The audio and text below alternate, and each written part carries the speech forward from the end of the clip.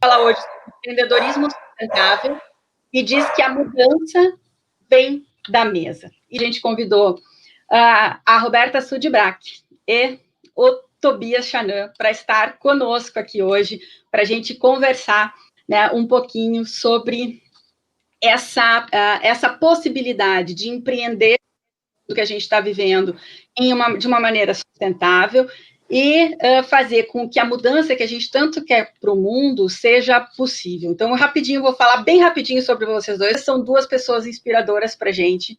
E começa ali pela Roberta, né? Então, a Roberta Sudbrack tem uma história super bacana, né? Quem não conhece, se coce para procurar, né? Mas ela tem uma que é inspiradora mesmo.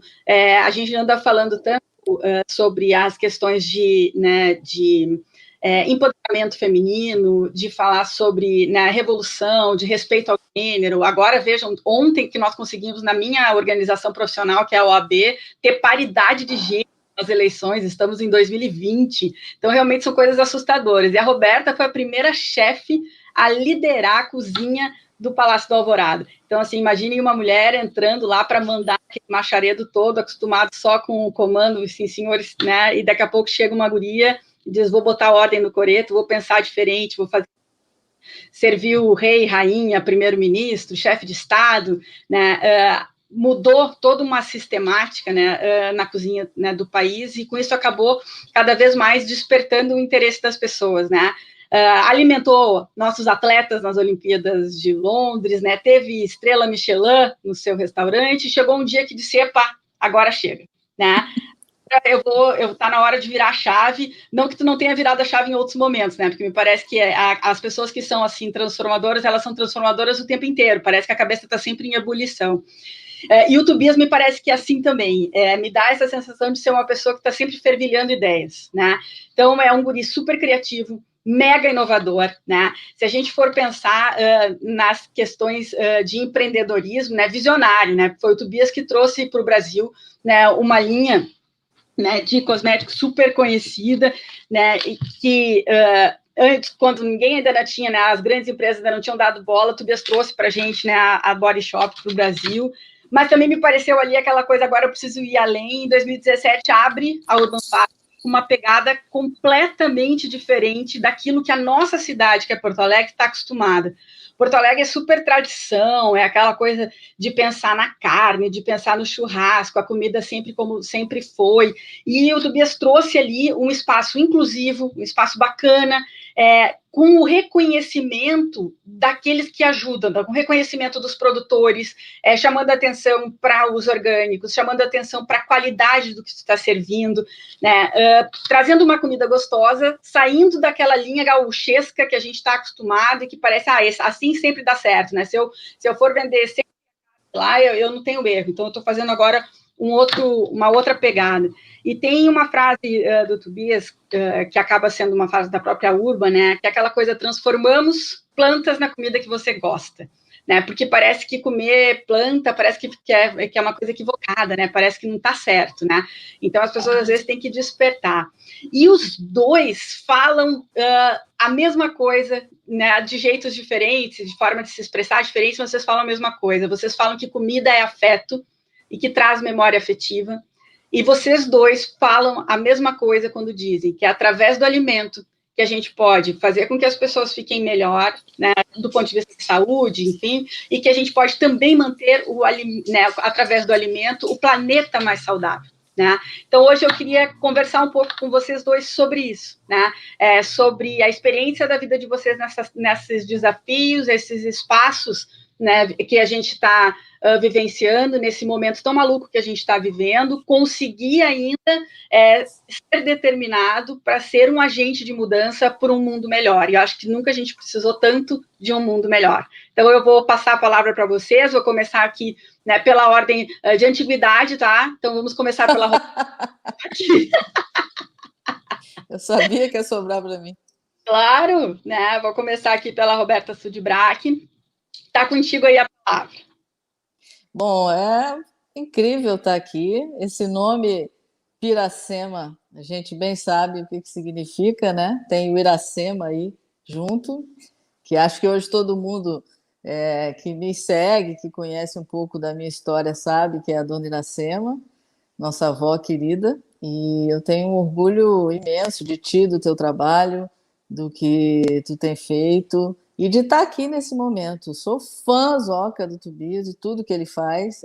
Fiquei impressionada pela grandeza e pela coragem que ele teve quando visitei contigo várias vezes o restaurante dele. E não só com isso, mas com, assim, a gente sabe, a gente é cozinheiro, a gente é chato pra caramba, né? Então a gente chega, a gente sabe que tá no detalhe a coisa, né? Tá na bobagem, no brotinho, enfim, no ingrediente que a gente sente que a gente sabe de onde veio. Acho que tudo começa aí. Acho que começou comigo aí lá no Palácio da Alvorada, quando a gente não tinha uma cultura do orgânico ainda no Brasil. A gente está falando aí de muitos anos, né? Estou no Rio há, sei lá, 14, 15 anos, então foi bem antes disso. Deixar claro aqui que foi no governo Fernando Henrique, que acho que é importante. E a gente não tinha essa cultura dos orgânicos, mas eu tinha essa necessidade de saber o que eu estou servindo, da onde vem. Acho que isso já começa a fazer parte dessa transformação.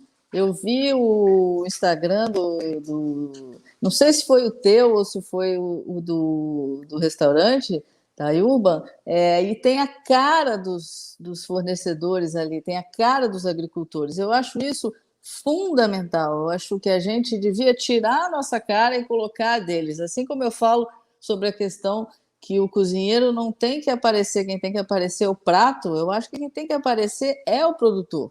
E começa por aí, porque se a gente sabe como é que ele está, o que ele precisa, eu muitas vezes compro muito mais coisas do que eu realmente preciso, porque o cara me falou, estou precisando, chefe, eu preciso, né, deu tomate demais, deu quiabo demais, e aí eu só aviso meus cozinheiros, olha, comprei para ajudar, vamos dar um jeito, vamos fazer isso se mover uma roda, né? Então, lá no Palácio da Alvorada, quando a gente não tinha isso, a primeira coisa que eu fiz, uma horta.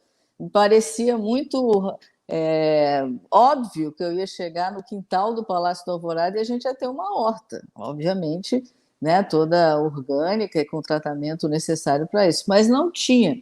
E eu soube que era um sonho da dona Ruth, a primeira-dama naquele momento, e eu fiz a horta e a gente, para o atendimento ali no palácio do presidente e dos seus convidados, a gente se tornou autossuficiente naquilo, né? Nosso momento de maior alegria foi quando o príncipe Charles veio e ele deu uma lista de muitas restrições, e entre elas, bom, tinha perdiz caçada, né? Tinha que ser caçada no bosque, coisas que era impossível a gente dar conta, mas tinha uma coisa muito importante para ele, que a gente sabe que ele tem uma relação muito forte, que era todos os legumes e verduras têm que ser orgânicos, e a gente tinha aquilo no quintal.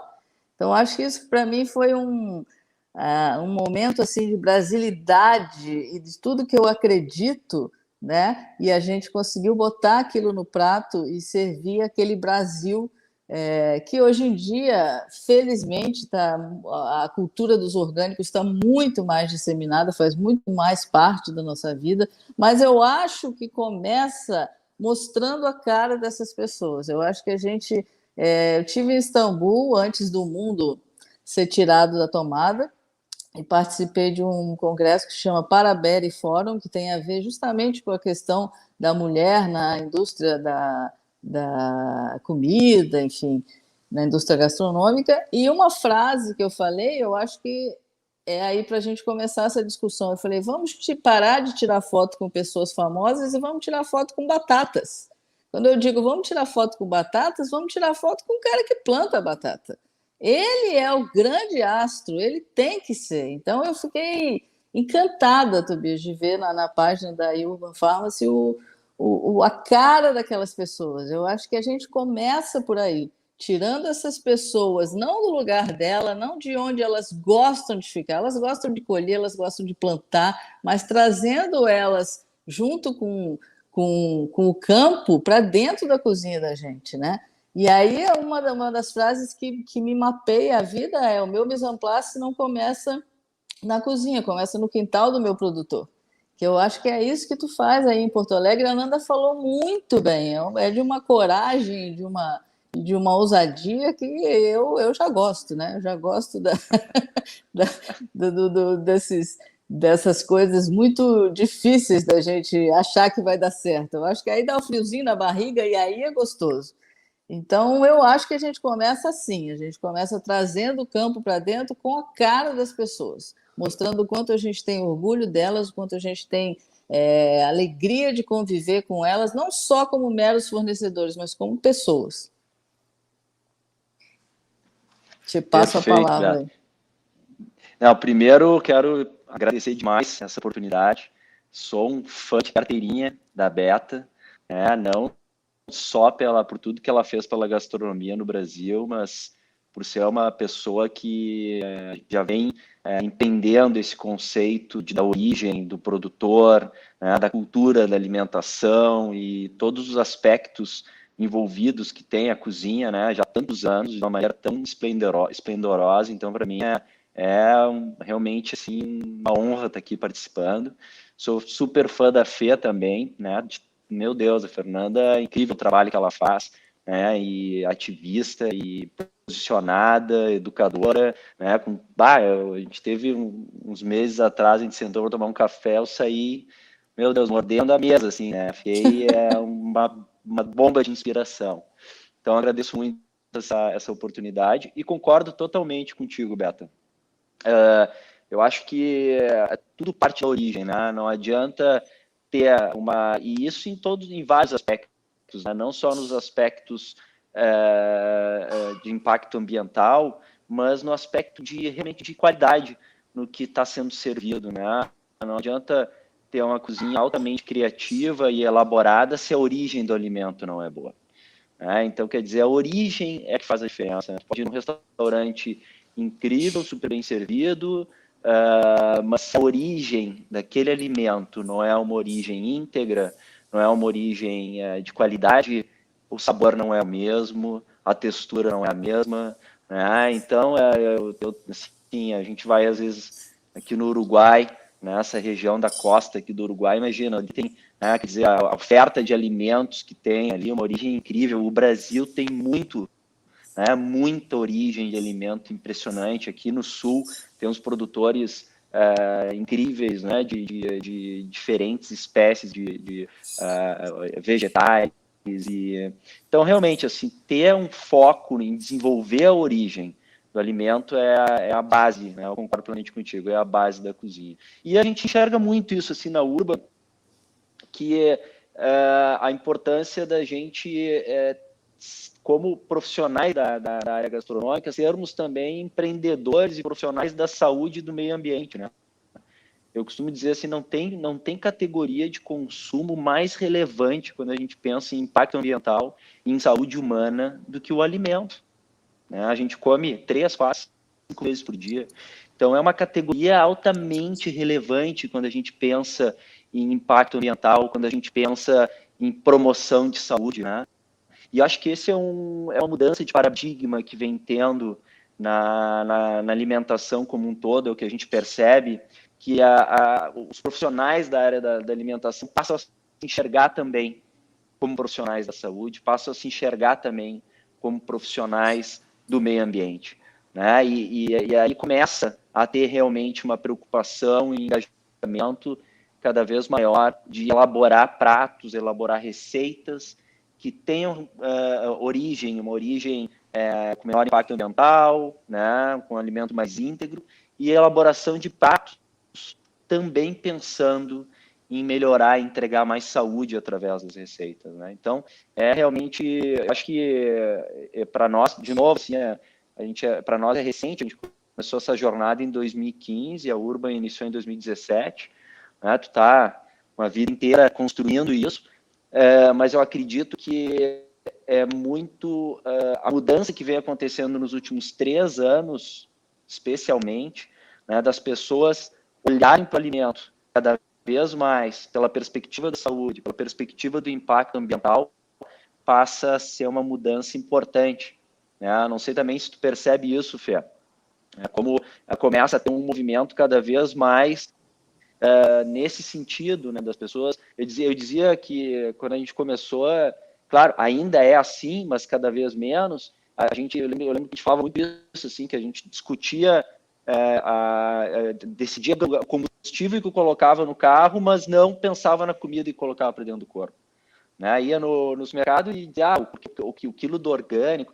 Assim, uma coisa muito louca, mas há pouco valor, né? Quer dizer, a gente basicamente comia apenas pela indulgência ou pela, né, ou por saciar um desejo, enfim, ou por fome, mas hoje a gente passa a ter uma preocupação maior, né, que tipo de alimento a gente está colocando, e sem chatice, né, sem perder o sabor, porque eu acho que esses dias a gente estava conversando sobre isso e disse, olha, perguntaram, qual é a comida do futuro? A comida do futuro vai continuar sendo deliciosa, essa do futuro saborosa, deliciosa, né, envolvente, sedutora, é isso, a comida é indulgência, né? Comer é um ato de indulgência, mas hoje ele passa a ser também percebido como um ato econômico, político, enfim, né, ambiental, né, ter uma abrangência maior. Eu acho que pega isso, né? Pegando um pouco os dois aqui agora, é bem o que nós temos observado, né? Quando a gente fala na questão da proteção ambiental, nessa nossa preocupação com a retomada econômica, pós-pandemia, e uma das coisas que tem aparecido quase que o tempo inteiro e quase em uníssono é que as coisas passam a ter que fazer sentido do ponto de vista da proteção ambiental e daquilo que vem fazer, né? Então, não importa se eu estou vendendo que tipo de produto, mas esse teu produto, ele tem uma origem que está adequada do ponto de vista, né, social, do ponto de vista ambiental, né? A gente consegue dizer a origem, de onde vem, como está sendo explorado, minimamente está fazendo com que a gente não faça perder tudo, né? Então, acho que essa coisa que antigamente se ia para o supermercado e assim, o orgânico é mais caro, então eu não vou querer. Cada vez mais as pessoas estão se dando conta que é importante aquilo que a gente ingere, porque depois a gente vai ver o resultado nisso, né? Quanto melhor a gente come, mais né, bem nutrido a gente está, né? Não necessariamente em quantidade, né? Mas tem coisa boa, porque as coisas podem ser boas. Eu acho que isso também é um mito que a gente tem que tirar, né? Essa coisa de comer com uma origem melhor, mais adequada, um produto melhor. Não é ruim, não é sem gosto, não é, nada de, é bonito, é com gosto, é prazeroso, mas a gente tem que saber de onde vem, né? Como é que está sendo, né, explorado. Acho que vocês dois trazem. Pode deixar as crianças falar, o que é isso? Eu só vendo aí, fazendo as crias ficarem quietas, que é isso? Ela está a ponto de pular no tripé. Mas não tem problema. Isso só pode ser viola, né? Claro, claro. Então, na verdade, é que ela vê o microfone, entendeu? Viola canta, toca. Então, esse lado da gente dar significado ao alimento, eu acho que é isso que a gente parece que está retomando, porque tem uma outra fala de vocês dois super parecida, né, que vocês dizem de jeitos diferentes, mas no fundo vocês estão dizendo a mesma coisa. A comida tem que ser boa e gosto de casa, né? Então, eu queria ouvir um pouco também vocês falando sobre isso, porque essa parte da memória afetiva que vocês dois trazem, né, no discurso e na prática. Né? A Beta ali fazendo a transformação, né, e saindo ali da casinha do canal, né, em que as pessoas se sentiam, né, estou repetindo aqui uma fala que eu já ouvi tua diversas vezes, né, que as pessoas se sentiam obrigadas aí quase que de plume e paetê, né, e ficavam mais preocupadas em fazer selfie consigo mesma do que curtir o momento, que era a questão ali do prazer de estar ali naquela mesa, e daqui a pouco ir para uma outra casinha sem placa na porta, em que as pessoas se sentem em casa. E é mais ou menos isso que o Tobias faz a gente também sentir, né, ali na Urban, aquele espaço de um alimento que tu reconhece, é um alimento que te conforta, e é um alimento que tem um apelo. Eu não queria usar isso, que a gente hoje está tudo desviando o sentido, né? Mas é um apelo político mesmo, né? É uma escolha que a gente faz, né? Quando a gente está escolhendo o alimento, é sim um pé político que eu estou dando, né? É uma manifestação. E a gente tem que ter noção do quão a gente é forte enquanto consumidor para dizer, sim, eu quero este produto, eu quero conhecer esta origem, este eu não quero, né? E aí eu não vou adquirir. né? Então, é, sim, um ato político, também é um ato social, né? Porque a gente está dando valor para um monte de gente que durante muito tempo ficava escondida, né? Esse produtor, a gente não tirava foto, aí a gente chega lá na Urba, tem foto da galera toda lá, né? Então, a gente agora, eu não conheço a Dona Fátima, a tua fornecedora, né? Mas, tipo, acompanho a Dona Fátima, sei tudo da vida da Dona Fátima. Quando a Dona Fátima deve tá aí, Dona Fátima. Né? Então, eu queria ouvir um pouco isso de vocês, né? essa transformação de abrir ao público uma comida que é para a gente se sentir em casa e uma comida com propósito, né? Com uma meta, né? Ali uma ideia, né? A questão do afeto e da casa, né? Sou eu? Ordem de... Não temos regra. Agora já começou contigo, agora liberou geral. Vai, então, agora você se depois eu vou. Vai lá. Tá contigo. Não, mas é isso mesmo que eu estou falando. Na verdade, a gente...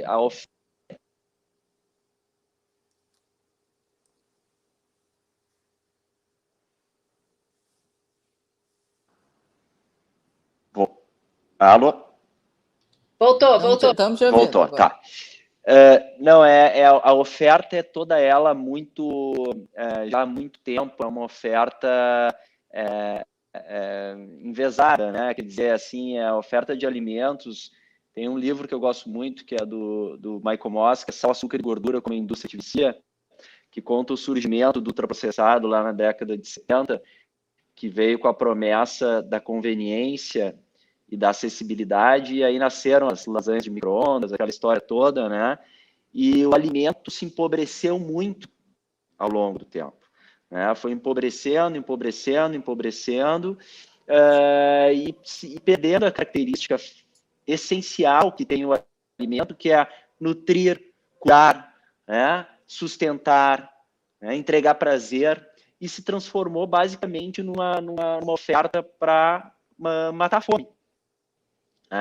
Então, eu acho que esse é um ponto que, quando a gente olha não só para a alimentação, mas quando a gente olha também para o papel do empreendedor, né? Falando como empreendedor, né? Eu sou um empreendedor, já empreendo desde o cosmético, então o papel do empreendedor é construir soluções, empreender marcas, construir soluções que melhorem a sociedade, que melhorem, em harmonia com o meio ambiente. Esse é o papel legítimo, né, do empreendedorismo. O papel legítimo do empreendedorismo é construir marcas que criem estereótipos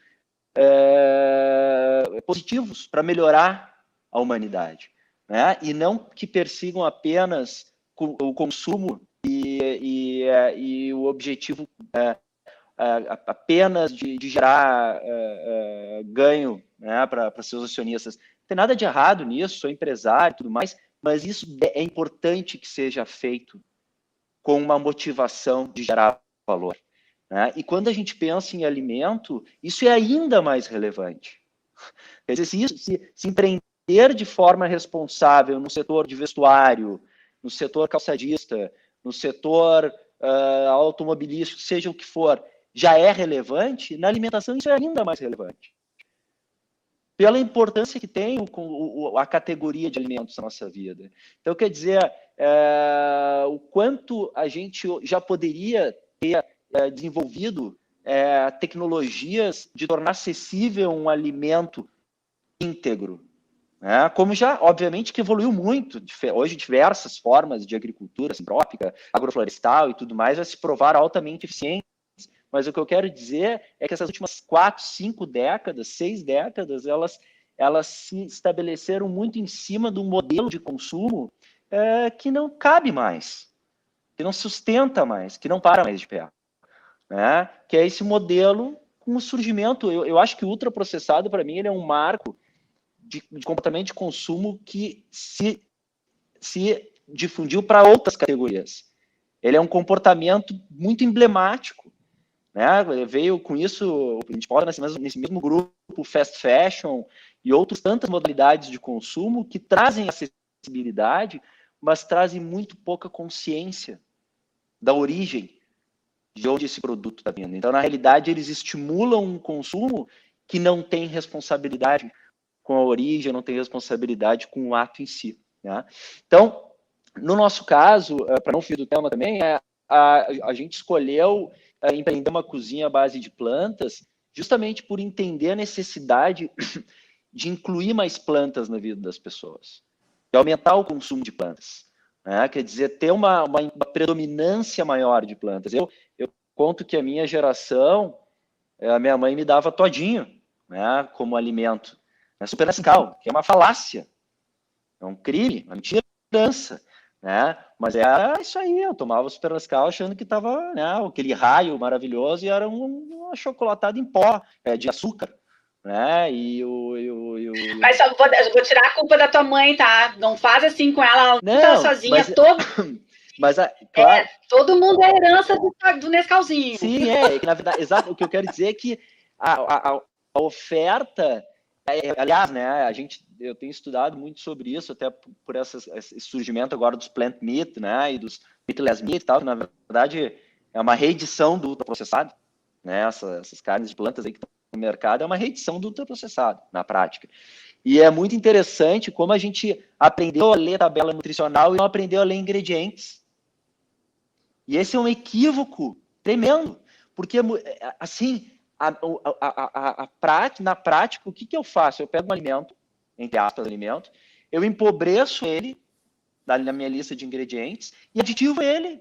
E aí eu tenho uma tabela nutricional adequada, aprovada pela vigilância e, inclusive, enriquecida. Aí eu boto lá, enriquecido com zinco, enriquecido com vitamina K, enriquecido com vitamina não sei o quê. Aí eu olho, pô, olha só que legal, a gordura saturada é baixa, sódio tá legal, pô, carboidrato, relação carboidrato-proteína tá adequado, pô, baita alimento, que é os Nesfit da vida, que é os Fit, os Light, aquela história toda. Só que na prática o que eu tenho é um alimento péssimo para o meu organismo, porque eu não tenho ingrediente natural nenhum. Eu tenho lá metilcelulose com corante, com corante caramelo, com aromatizante para baixar o sódio, enfim. Então, o que eu quero dizer com isso é que a gente passou a ter, a partir de uma oferta viciada, a gente não foi educado a se alimentar. O consumo, eu sempre digo, o consumo educa, a oferta educa. Não tem nada com mais potencial do que educar a população do que o consumo. E é o papel das marcas, é o papel das empresas, a responsabilidade. Não tem problema existir o McDonald's, mas ele tem que dizer. Porque não adianta fazer, ele tem que dizer o que ele é. Não adianta fazer lá o McD feliz lá e né, doando para câncer, sendo que eu tenho lá uma empresa inteira escalando câncer. Enfim, não vou fazer aqui também né? Não, mas eu vou pegar a tua deixa aqui. Eu vou pegar a tua deixa aqui para já. Antes, eu vou atrapalhar a Beta para mostrar que não tem ordem mesmo, a ordem era só no primeiro segundo. Mas ouvindo falar aqui, Beta, me lembrei de uma frase célebre da Dona Iracema, quando ela lia aquelas coisas assim, isso aqui é light, isso aqui é diet, isso aqui é isso. Ela assim, minha filha, isso é tudo mentira. Aprende a comer a quantidade certa, né? Então, assim, na realidade, a gente entrou nessa noia muito em razão de uma pressão social, né? Porque as pessoas tinham que contar calorias. Então, a gente não aprende a entender lá dentro, a gente quer contar a caloria. E aí não importa a tranqueira que tu tá comendo, se tá escrito que é diet, que é light, que é fit, as pessoas se atiram, né? E, na verdade, tu tá se detonando, né? Em razão... Não, um pote de couve tem a mesma quantidade de caloria de uma Coca-Cola Light. Tem uma frase que... Desculpa, vai. Não, Beata, vai. Não, vai. Não, mas é isso mesmo. Não é sem essa ordem, coisa. mas também não é bagunça. Termina, depois eu vou. Não, eu ia dizer que é isso, assim, eu acho que essa falácia da tabela nutricional, né, é a falta de a gente olhar os ingredientes e que, de certa forma, esse movimento agora dos meatless meat, que tem um papel do ponto de vista de substituição da proteína animal importante, quando a gente pensa na necessidade disso, mas isso sem a preocupação de saúde, sem a preocupação da origem, para mim é tão antigo quanto.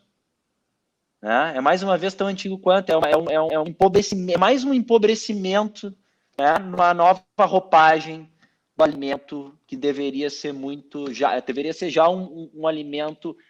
A origem ela é uma premissa de qualquer. A origem desse ingrediente é uma premissa de quando a gente pensa alimento. Tem uma frase muito. Para mim, ela é linda, mas, enfim, acho que todo mundo já ouviu. E é bobinha, mas é linda. Não coma nada que a sua avó não reconhecesse como comida, né? Eu vou te interromper 1 minuto para botar uma frase aqui, presta atenção no chat, tá? Vou te botar um comentário aqui, ó. Consegue ler? Tá tão pequenininho isso? Quem Ai, tá é? dizendo, oi, Tabeta, é a Luca. Ah, lindona. Então, eu acho que partindo dessa... Beijo, Luca. Muita saudade. Sei que tu mudou de faixa no judô, né? Fiquei super orgulhosa. É judô ou eu errei? É judô, né? Tá.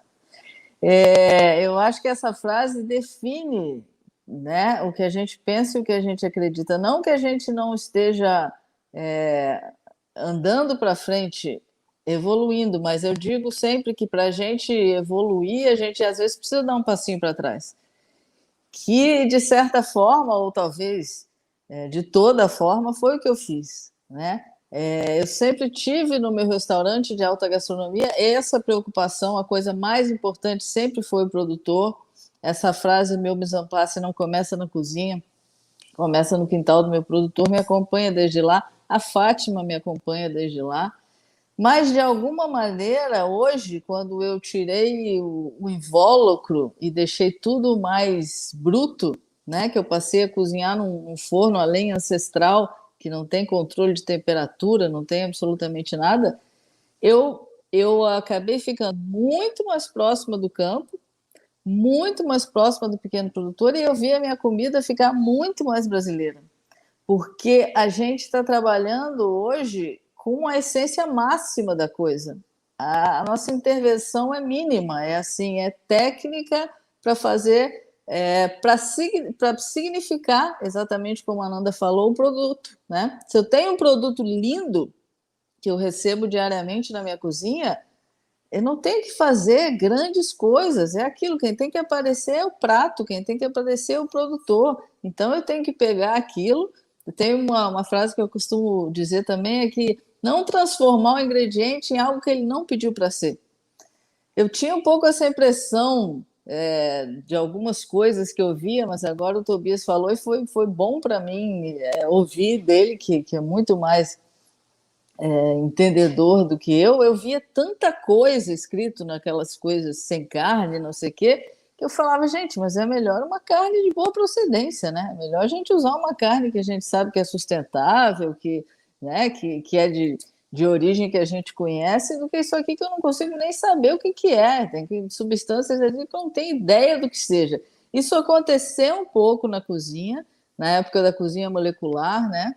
Foi uma fase importantíssima para a gastronomia do mundo, porque fez todo mundo se mexer, fez todo mundo querer fazer algo diferente, fez todo mundo estudar mais, fez todo mundo se interessar mais e fez todo mundo buscar mais a origem, que eu acho que é como a gente começou essa conversa e concordo com o Tobias. É o ponto fundamental de tudo isso. E aquele momento, ainda que colocasse muita parafernália na cozinha, muita química até, né? A gente sabe, de alguma forma fez a gente se incomodar e a gente buscar coisas interessantes, buscar fazer diferente e buscar o melhor produto. Então, o que teve, para mim, o que teve de mais interessante nesse movimento foi a gente sair da cozinha e saber que a gente tinha que entender de onde estava vindo aquele produto, quem é que estava produzindo aquilo, né? Trazer aquela pessoa para dentro da cozinha e ter orgulho de colocar no cardápio o nome dela, né? De colocar, quando o garçom fosse entregar um queijo, um salaminho de picada café, lembra a gente andando pela estrada, conhecer o cara que faz aquilo e depois virar o mundo do avesso para fazer aquele salaminho chegar no RS, que são coisas que a gente faz até hoje, às vezes para a gente conseguir um fubá crioulo, uma canjiquinha, alguma coisa pura, a gente paga muito mais caro do que a gente fosse comprar o industrializado, o melhor do planeta, do que a gente buscar isso, né? No lugar que a gente conhece, no pequeno produtor, aquilo tem que vir de mula, tem que vir escondido no ônibus, tem que depois colocar no correio. Às vezes leva um mês para chegar na tua cozinha.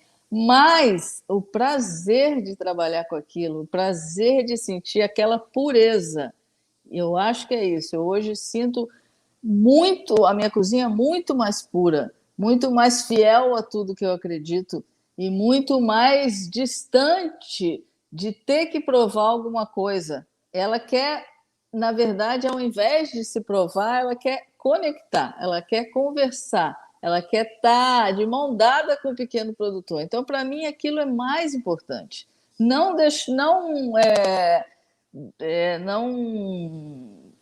anulando tudo aquilo que eu vivi, que foi fantástico. Eu acho que assim como a cozinha molecular, a época, enfim, que a gente viveu o auge da gastronomia, que tudo aconteceu, foi importantíssima, e foi importantíssimo fazer parte disso. Mas chega uma hora na tua vida que é o que o Tobias falou, você vai olhar e você tem que saber, pelo menos, ler aquilo, você tem que saber entender aquilo. Chegou um momento na gastronomia que a gente comprava um livro de gastronomia, a gente não sabia se era um livro de fórmulas matemáticas ou de receita, né? A gente, se não tivesse um estudo de química, física, a gente não conseguia fazer a receita. Então, acho que aquilo, num certo momento, a gente precisou repensar. E antes da pandemia, né, eu acho que isso já estava acontecendo. Agora eu acho que está acontecendo com uma força maior. Eu acho que serviu para a gente ficar trancado em casa e ver a natureza tomando conta do que é dela, né? Foram cenas muito, para mim, muito fortes, me fizeram pensar muito mais do que normalmente eu já penso. E eu acho que eu vi um interesse e um reconhecimento maior das pessoas pelo produto do pequeno produtor, o produto artesanal, ainda que ele sim, ele vai ser mais caro. Alice Waters, uma vez, eu sempre fui apaixonada por ela e tive a honra de cozinhar para ela, cometi a besteira de fazer uma mini degustação para ela. Hoje eu estava pensando nisso. Na época, quando ela foi comer no meu restaurante, a única coisa que ela pediu era que ela não queria mini degustação. E eu, enfim, no auge ali do meu restaurante, falei, mas não é possível, ela vem aqui, ela vai comer uma mini degustação. Hoje eu entendo, né? Não é que eu não respeite, até não sinta falta de fazer e não faça, mas no dia a dia eu acho que a gente repensou isso. A gente quer sentar numa mesa, a gente quer servir o vinho, a gente quer estar alegre, a gente não quer se preocupar com a roupa, né? O mundo mudou, a gente mudou, tudo mudou. O conhecimento da gente com as coisas mudou. Então, eu acho que a essência, o que da onde vem, tem cara de quem que é o importante. Então, nesse dia que eu cometi essa besteira de cansá-la durante horas no mini degustação, ainda assim, ela ficou minha amiga e a gente foi na feira no dia seguinte. E aí ela me disse uma frase que eu nunca vou esquecer. Ela me disse, nunca peça ao pequeno produtor para pagar menos. Isso assim, é fundamental para a gente entender essa relação. É claro que você, quando tem uma relação, por exemplo, eu tenho uma relação com a Fátima de anos, então pode chegar um momento que ela me peça para ajudar nisso ou naquilo e eu não tenha condições naquele momento. E aí você tem abertura para conversar, mas você pichinchar com o pequeno produtor é uma coisa que não cabe, porque é um trabalho muito especial, único.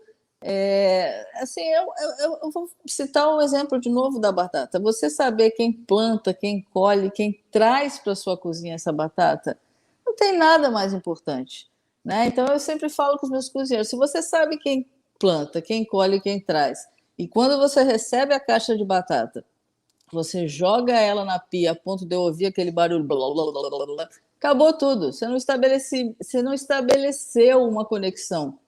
Você precisa estabelecer essa conexão, seja para cozinhar, seja para comer, seja para estar mais informado, saber o que vai comer, né? Então, eu acho que isso vem acontecendo, finalmente, precisamos mais, ainda precisamos saber que é orgânico, que um tomate bom, plantado, colhido, transportado, cuidado com o que a natureza oferece. Hoje mesmo eu soube que o meu fornecedor de tomates perdeu a plantação inteira porque teve um problema com um bichinho, enfim.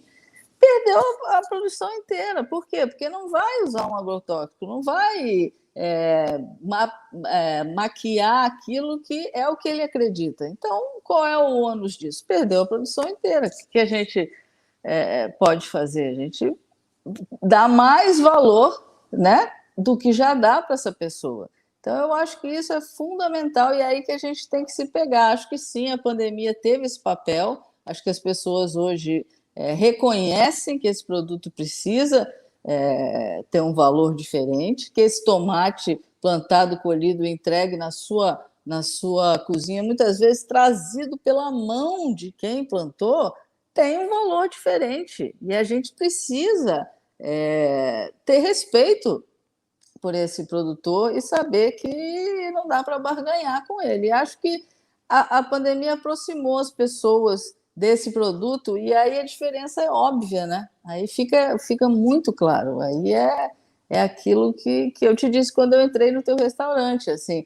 por mais que a gente, enfim, tenha uma alimentação um pouco diferente, ali se reconhece que tem algo verdadeiro, se reconhece uma criatividade, uma interação com esse produto, uma maneira de fazer ele aparecer, mas sem se transformar em outra coisa. Uma beterraba é uma beterraba, uma cenoura é uma cenoura. Isso é muito importante, é o respeito. Se a gente perde o respeito, seja no trato comercial, seja na maneira de trabalhar esse ingrediente, de fazer esse ingrediente, de dar voz a esse pequeno produtor, a gente já está estragando tudo. É igual a história de pegar a caixa e jogar na pia, né? Quando você vê um cozinheiro fazer isso, esquece. Não vai para frente. Vou te interromper aqui, ó. Estão pedindo para tu contar. Eu não sei qual é, não sei nem se eu vou falar certo aqui, mas a Andréia está pedindo para tu contar a história do Marco em Cherasco. Ah, sim.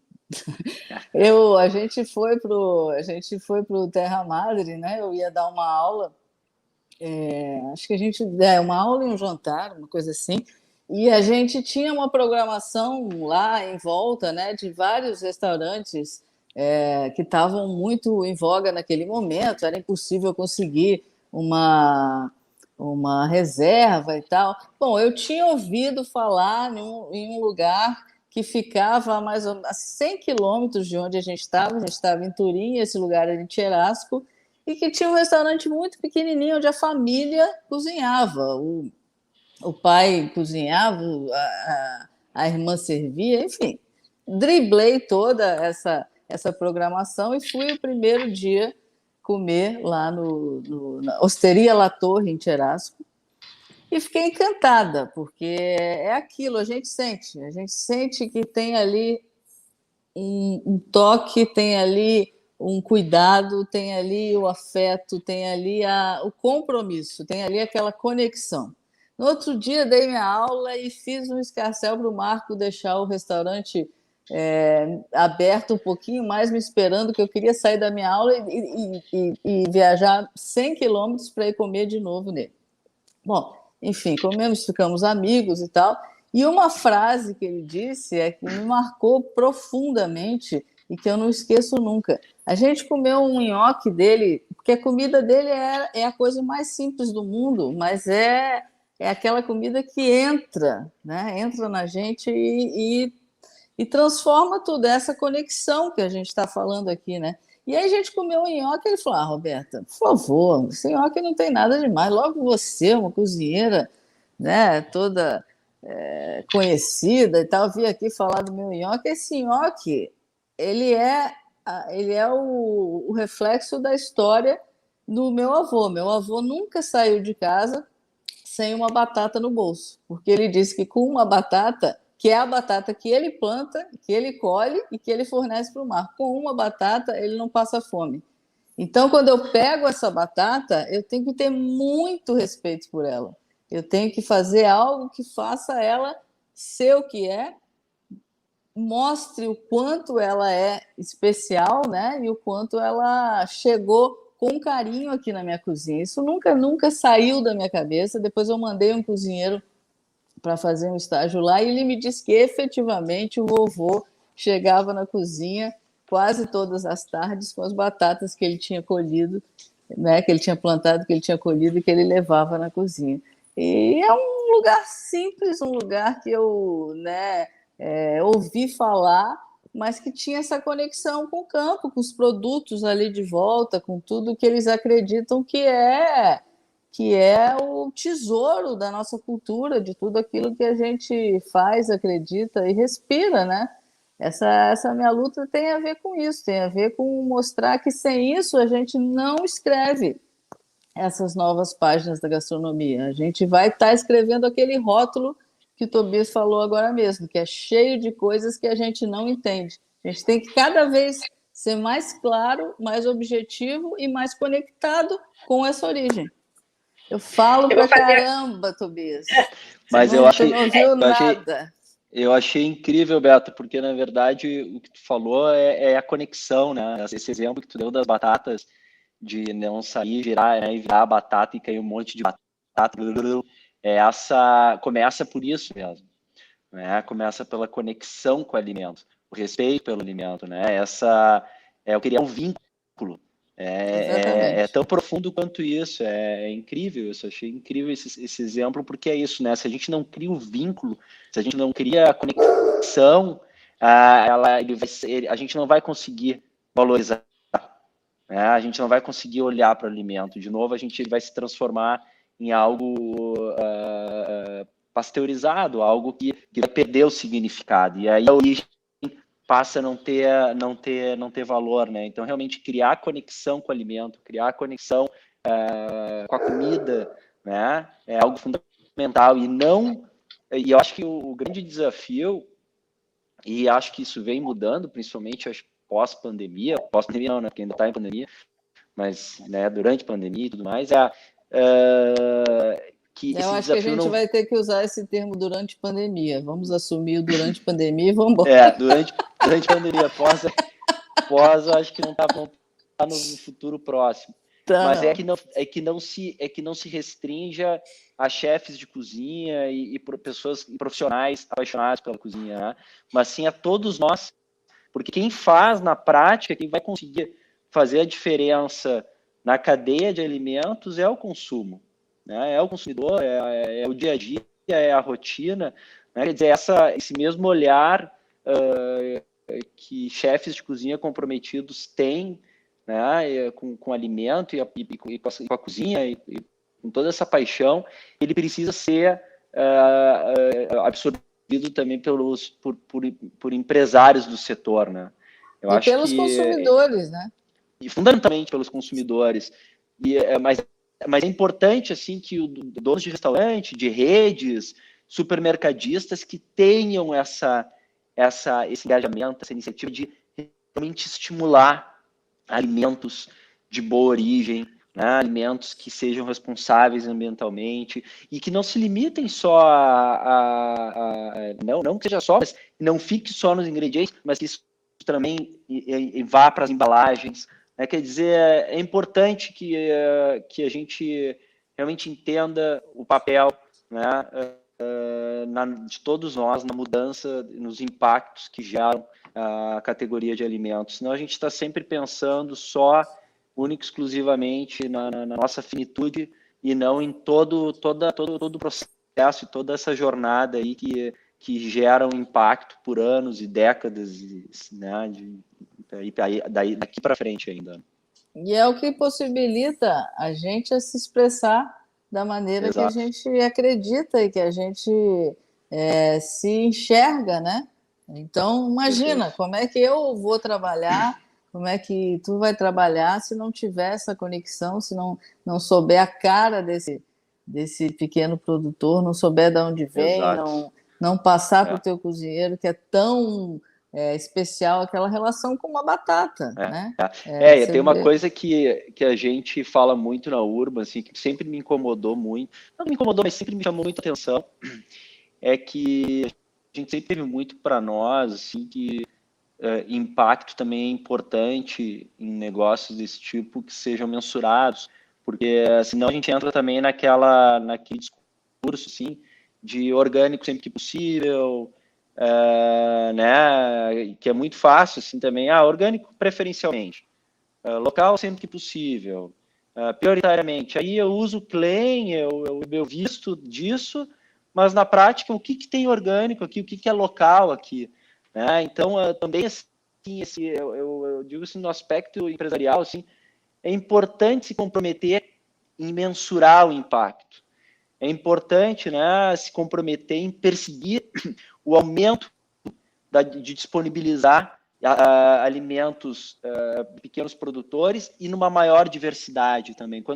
Até na Urban, quando a gente começou, e ainda nós fazemos isso, hoje menos, porque já se desenvolveu muito, mas no início era muito comum a gente trazer sementes e plantar junto com os produtores, porque a oferta, como o consumo era tão viciado em consumir sempre a mesma coisa, era 4, 5 tipos de vegetais que tinha e não tinha mais nada.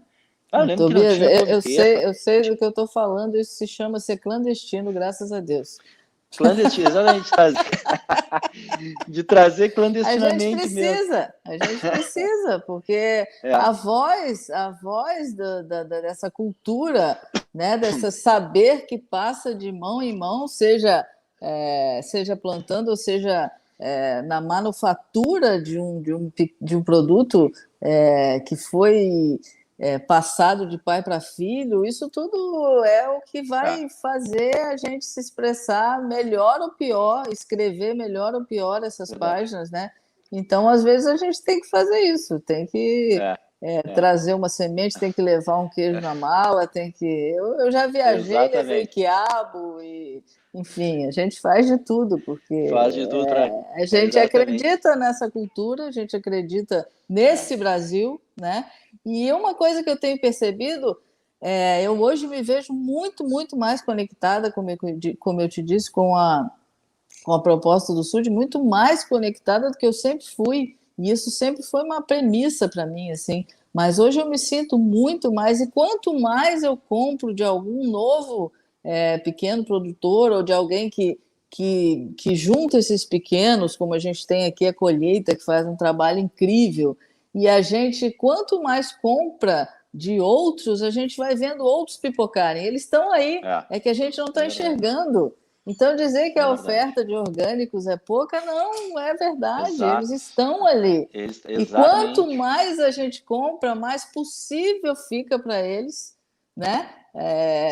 Fazer o trabalho deles, ser, enfim, pago por isso da maneira justa, né? Mas fazer com que isso chegue a mais pessoas, né? Exato, e às vezes as pessoas não sabem que elas podem ter aquilo.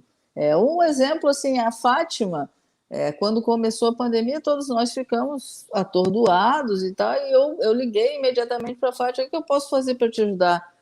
Traz tudo que tu tem aí, vamos tentar vender, não sei como é que vai ser, mas vamos tentar vender, mas também vamos botar nas nossas redes que as pessoas podem comprar o teu produto direto. E foi lindo, porque ela teve um aumento, né, nessa venda direta, que também é incrível para eles, porque eles trazem realmente lá do campo e vão te entregar na tua casa. Imagina a delícia. Eu fico uma criança quando eu recebo em casa as cestas dela e vou abrindo pacotinho por pacotinho, assim como no restaurante. E o sabor, né, Beato? O sabor do alimento orgânico é uma coisa. Aí é o parâmetro, né? É assim, que a gente negócio precisa criar, né? É impressionante. É um parâmetro. Olha, é uma diferença absurda assim, na qualidade, textura, o sabor e o potencial de saúde é incrível. Fazer fermentados, né? Fermentar alimentos orgânicos, assim, um quinti, né?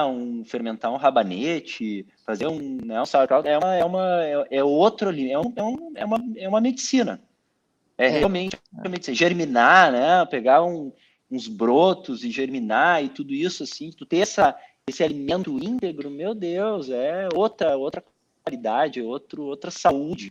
Então, quer dizer, o Michael Pollan fala muito isso, né? Que a cozinha é o consultório, né? É onde começa a saúde, começa a cozinha. Né? Então, quer dizer, a origem é tudo. Mais importante. Falou uma coisa que eu acredito muito, né?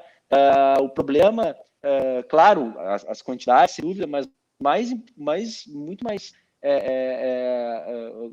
importante do que a carne em si, do ponto de vista de saúde, é a origem e a quantidade, claro. Né? Obviamente. Mas, assim, a origem faz toda a diferença no aspecto modo geral. Quando a gente fala origem, a gente fala em bem-estar também.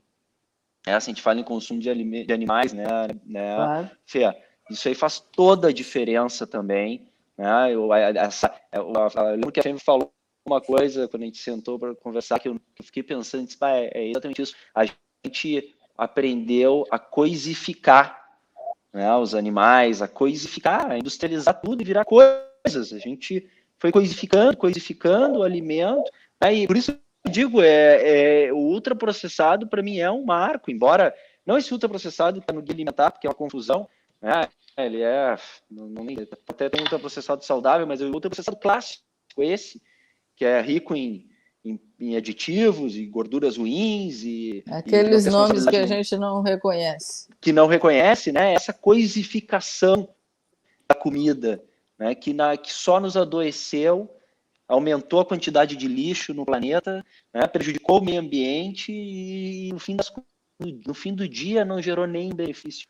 Né? Porque é questionável o benefício. Mas as pessoas teriam morrido de fome. Eu não sei se não teria se achado. O ser humano é muito inteligente, teria achado outra solução do que está vendendo alimentos baratos que não alimentam nada. Sem valor nutricional algum.